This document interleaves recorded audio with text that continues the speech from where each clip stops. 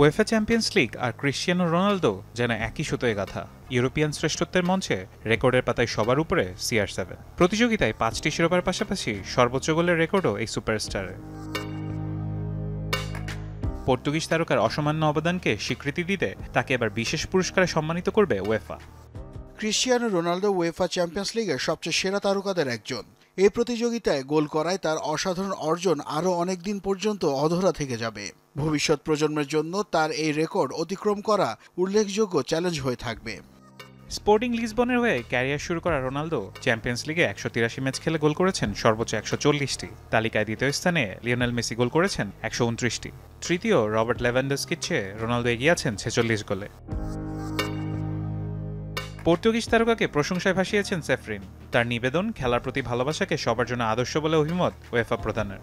2 দশকের বেশি সময় ধরে গোল করায় এবং গোল উদযাপনের জন্য তারুণ্যের আবেগকে ধরে রেখে নিয়মিতভাবে নিজের খেলার বিকাশ ঘটিয়েছেন এবং নিজেকে শানিত করেছেন। এই মঞ্চে তার পেশাদারিত্ব, নৈতিকতা, নিবেদন ইত্যাদি গুণাবলীগুলো সব ফুটবলারদের জন্য অনুকরণীয়। ক্যারিয়ারে 7টি আলাদা মৌসুমে চ্যাম্পিয়ন্স লিগের সর্বোচ্চ গোলদাতা হওয়ার কীর্তি আছে রোনালদোর। টানা 3টি ফাইনালে গোল করা একমাত্র খেলোয়াড় তিনি। সর্বোচ্চ গোলের পাশাপাশি চ্যাম্পিয়ন্স লিগে রোনালদোর অ্যাসিস্ট 42টি গোলে। এক মৌসুমে গোল করেছেন সর্বোচ্চ 17টি। নকআউট পর্বে চ্যাম্পিয়ন্স লিগে তার গোল সংখ্যা 67টি। একমাত্র ফুটবলার হিসেবে চ্যাম্পিয়ন্স লিগে টানা 11 ম্যাচে গোল করেছেন তিনি। লিওনেল মেসির সাথে যৌথভাবে সর্বোচ্চ 8টি হ্যাটট্রিকও CR7-এর। ফারহান ইহসান, যমুনা স্পোর্টস।